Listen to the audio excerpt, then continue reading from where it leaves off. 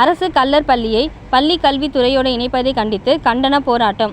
மதுரை மாவட்டம் முசலம்பட்டியில் கள்ளர் பள்ளியை அரசு பள்ளி கல்வித்துறையோடு இணைப்பதற்கு ஓய்வு பெற்ற நீதிபதி சந்துரு அவர்கள் தலைமையில் ஒரு கமிஷன் அமைத்து முதல்வரிடம் தாக்கல் செய்த பரிந்துரையை ரத்து செய்யக்கோரி இன்று முசலம்பட்டியில் தேவர் சிலை முன்பாக முன்னாள் கள்ளர் பள்ளி மாணவர்கள் மற்றும் தேசியவாதிகள் கண்டன ஆர்ப்பாட்டம் செய்தனர். ஆர்ப்பாட்டத்தில் திமுக அரசுக்கு எதிராகவும் கண்டன கோஷங்கள் எழுப்பப்பட்டது. ஓய்வு பெற்ற நீதிபதி சந்துரு அவர்கள் கமிஷன் தாக்கல் செய்த ஆய்வு அறிக்கையை ரத்து செய்ய வேண்டும் என ஆர்ப்பாட்டத்தில் ஈடுபட்ட மாணவர்கள் கோஷம் எழுப்பினர். அரசுக்கு இந்த கண்டன ஆர்ப்பாட்டத்தின் மூலமாக கோரிக்கை வைத்துள்ளனர். அரசை கண்டித்து போராட்டம். கள்ளர் பள்ளியை அரசோடு இணைக்காது. கள்ளர் பள்ளியை அரசோடு இணைக்காது.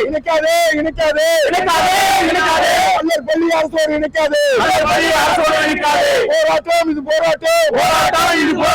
தமிழக அரசை கண்டித்து போராட்டம். வஞ்சிக்காதே.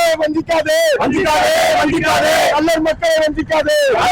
கள்ளர் பள்ளிகளை இணைக்க விட மாட்டோம். ஆதிராவிட பள்ளிகளை இணைக்க விட மாட்டோம். பழங்குடி மக்கள் பள்ளிகளை இணைக்க விட மாட்டோம். வனத்துறை பள்ளிகளை இணைக்க விட மாட்டோம். பள்ளிக்கூடம் என்பது அன்றைய காலத்துல வெள்ளக்காரங்காலத்துல பிரிட்டிஷ் அரசின் இந்த இந்தியாவில் பிரிட்டிஷ் அரசாங்கத்துக்கு எதிர்ப்பு தெரிவிக்கிற அந்த அரசாங்கத்துக்கு எதிர்ப்பு தெரிவிக்கிற அத்தனை மக்களையும் அடக்கி வைக்கப்பட்ட சிறைச்சாலை தான் இன்னைக்கு நம்மளுக்கு கள்ளர் ஸ்கூல் அப்படின்னு கள்ளர் ரெக்கக்னைசேஷன் சொல்லி உருவாக்கப்பட்டிருக்கிறாங்க. அன்னைக்கு வெள்ளைக்காரங்கிட்ட பாடுபட்டு சிந்திய வேர்வை ரத்தம் உழைப்பு அவங்க பட்ட கடை அத்தனைக்கும் கிடைக்கப்பட்ட தியாகத்துக்கு கிடைக்கப்பட்ட ஒரு உரிமை சலுகை தான் கள்ளர் ரெக்கக்னைசேஷன் சொல்லி நாளைக்கு பின்னாடி வார சந்ததி எல்லாம் அதாவது இந்த போர்க்குற்றங்களை வெள்ளைக்காரங்களை எடுத்து போர்க்குற்றங்களும் போராளிகளும் போராட்டங்களும் பண்ற இந்த கள்ளர் ஒட்டுமொத்த கள்ளர் முக்குளத்தோர் அதை சார்ந்த 68 சமுதாய மக்களை ஒரு பெரிய குற்ற பரம்பரை அப்படின்னு சொல்லி அதை தடுத்திருந்தாங்க. அந்த விஷயத்துல அதை பெருமைப்படுத்துவதற்காக அந்த மக்கள் வளம் பெறுவதற்காக உருவாக்கப்பட்டது பிரிட்டிஷ் அரசு 1923 கள்ளர் சீரமைப்பு துறையின் பேரு. இது எந்த சொத்து? இந்திய சுதந்திரம் இப்பதான் 1947 இருந்துச்சு. அதுக்கப்புறமா குடியரசுன்னு சொல்லி இந்திய அரசியலமைப்பு சட்டம் 1950 உருவாக்கணும். ஆனா இந்த கள்ளர் சீரமைப்பு துறை 1920 உருவானது. அப்ப 20 வருஷத்துக்கு மூத்தவங்க எங்க சொத்தை இந்திய சுதந்திரம் அடைந்த பின்னாடி இருக்கிற அரசாங்கம் ஆளுகிற மத்திய அரசு இருக்கட்டும் மாநில அரசு இருக்கட்டும் எங்க கள்ளர் பள்ளியை யாரையும் கை வைக்க விட மாட்டோம். ஏன்னா நேற்று முந்தாளாவது போராடுற போராளிகள்லாம் அரசியல்வாதிங்க திமுக பக்கம் நின்று ஏடிமுக எதிர்ப்பாங்க, ஏடிமுக பக்கம் நின்று திமுக எதிர்ப்பாங்க, இல்ல பிஜேபி எதிர்ப்பாங்க, காங்கிரஸ் எதிர்ப்பாங்க. ஆனா நாங்க தேசியவாதிகள் வெறும் தேசத்தை மட்டும் தான் சொல்லுவோம். ஐயா பசுமன் முத்துராமலிங்க தேவர் சொன்னது அரசியல்வாதிகள் அடுத்த தேர்தலை நினைப்பான், தேசியவாதிகள் அடுத்த சந்ததியை நினைப்பாண்டு. அது மாதிரி நாங்க சந்ததியை நினைக்கிறவங்க சந்ததிக்கான காவலர்கள்.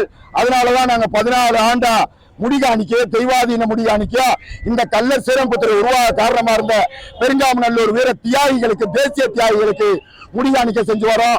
அந்த பெருங்காமநல்லூர் தேசிய தியாகிகளோட நினைவு தூணை எடுத்து இங்க 3 மாவட்டத்துல 2014 ரத யாத்திரையா ஊர்வலமா கொண்டு போன பெருமை எங்க மூத்த தலைவர்களுக்கு இல்ல, நிவார தலைவர்களுக்கு இல்ல, இந்த கேடிசிக்கு உண்டு என்று சொல்லி இந்த ஆர்ப்பாட்டம் தமிழ்நாடு நேதாஜி மக்கள் நற்பணி இயக்கத்தின் சார்பாகவும் தெற்கத்திய தேசியவாதிகள் சார்பாகவும் மற்றும் உசேமுட்டி பகுதி வாழ்கிற வழக்கறிஞர் மற்றும் தன்னார்வலர்கள் இயற்கை விரும்பிகள் தேச போராளிகளின் சார்பாக இந்த ஆர்ப்பாட்டத்தை துவக்கி வைத்திருக்கிறோம்.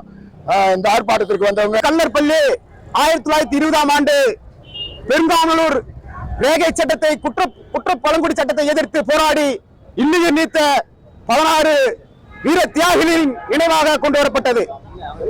எந்த ஒரு சமுதாயத்திற்கும் கல்வியறிவு பெற வேண்டும் என்று கொண்டு வரப்படவில்லை. ஆனால் இந்த மண்ணிற்காகவும் இந்த மக்களுக்காகவும் உயிர் தியாகம் செய்து கொண்டு வரப்பட்ட இந்த அரசு கள்ளர் பள்ளி அரசாங்கத்திற்கே சொந்தமில்லை. எப்படி அரசாங்கத்துக்கு சொந்தமாகும்? இந்த கள்ளர் பள்ளி இருப்பது பிரம்மல கல்லருடைய நிலம். அந்த பள்ளிக்கூடத்தை கட்டுவதற்கு செங்கல் மண் சுமந்தவர்கள் இந்த பிரம்மல கல்லர்கள். இது கள்ளர் கல்வி காமன் பண்டில் இருந்து கொண்டு வரப்பட்ட நிதியால் இந்த பள்ளிக்கூடம் கட்டப்பட்டது. ஒன்றும் தமிழக அரசாலோ இந்திய அரசாலோ வெள்ளக்காரால கட்டப்படவில்லை. இந்த பிரம்மல கலர் சொத்தில் பிரம்மலையோட நிதியில் கட்டப்பட்டது.